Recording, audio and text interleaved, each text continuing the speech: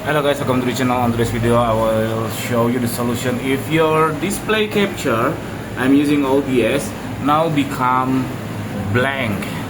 At the first I don't know why, but I noticed that 1 hour ago I changed my VGA, which is I switched the HDMI socket from my first monitor, the second monitor, to my primary monitor.